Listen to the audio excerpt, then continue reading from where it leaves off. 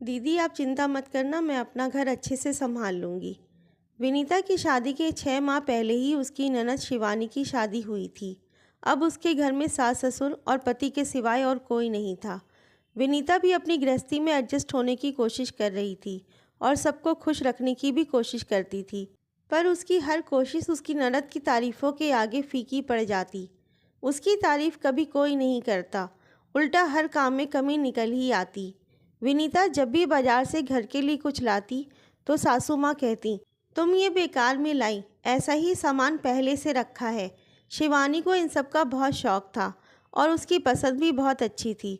न जाने कहाँ से चीज़ें ढूंढ ढूंढ कर लाती थी।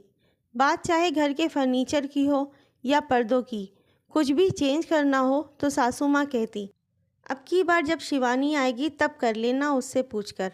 कभी कभी तो ऐसा लगने लगता मैं अपने नहीं किसी और के घर में हूँ। जब भी शिवानी दीदी आती, माँ जी कहती, विनीता जो भी बनाना शिवानी से पूछकर ही बनाना, बहुत दिनों बाद आ रही है तो जितने दिन वो रहेगी सब उसकी पसंद का ही बनेगा। अब विनीता मन में सोचती कि मुझे तो लगता ही नहीं कि वो कहीं गई हैं।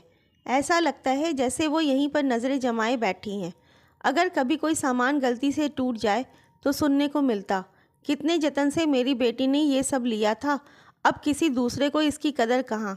अब विनीता ने भी सोच लिया कि इस तरह से तो उसकी खुद की पसंद भी वो भूल जाएगी और खुद के मन का भी कभी कर ही नहीं पाएगी। इस बार जब छुट्टियों में शिवानी आने वाली थी तब उसके पहले उसने अपनी सासू माँ से बोला, माँ जी आप भी बहुत दिनों से कहीं नहीं गई हो, क्यों ना आप भी कुछ दिनों के लिए अपने मायके घूम आओ।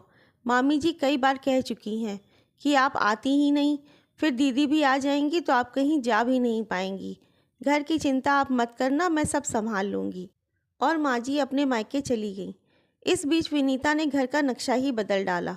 घर के पर्दे से लेकर बेडशीट डोरमेट सब अपने हिसाब से किया। शादी के बाद पहली बार उसे कुछ करने का मौका मिला था। माँ जी के कमरे को भी उसने बहुत अच्छे तरीके से डेकोरेट किया। एक हफ्ते बाद जब माँ जी आईं तो वो अपने घर को देख चकित रह गईं और सबसे ज़्यादा हैरानी उन्हें अपने कमरे को देखकर हुई।